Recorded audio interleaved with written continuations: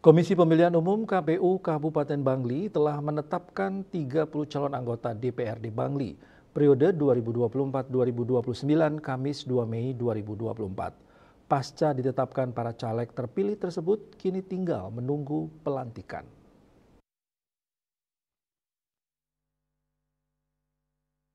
Sekretaris DPRD Bangli, Nasruddin, saat dikonfirmasi Jumat 3 Mei mengatakan pelantikan calon anggota DPRD Bangli terpilih dijadwalkan berlangsung pada 12 Agustus 2024.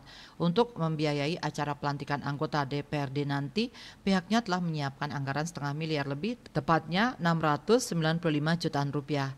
Anggaran diantaranya digunakan untuk pengadaan pakaian sipil lengkap PSL bagi 30 anggota dewan yang akan digunakan saat pelantikan nanti. Selain itu, anggaran tersebut juga dialokasikan untuk pembuatan lencana atau pin emas dan papan nama untuk masing-masing anggota dewan. Anggaran tersebut juga akan digunakan untuk membiayai konsumsi, sewa peralatan, dan lainnya.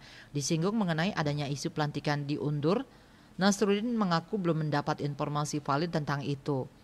Meski pelantikan masih kurang lebih 4 bulan lagi, Sekretariat DPRD Bangli sudah mulai melakukan persiapan. Pasca penetapan caleg terpilih oleh KPU, Nasruddin mengatakan pihaknya sekarang melakukan proses pengadaan pakaian untuk calon dewan terpilih. Demikian pula, tempat pelantikan dan sarana pendukung lainnya sudah mulai dipersiapkan.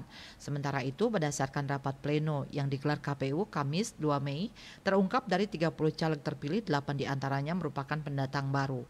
Ketua KPU Bangli IKD Adiawan mengatakan, caleg terpilih wajib menyampaikan tanda terima LHKPN ke KPU Bangli paling lambat 21 hari sebelum pelantikan. Kalau tidak, maka tidak dapat dilantik. Dayu Swasrina, Bali Pos melaporkan.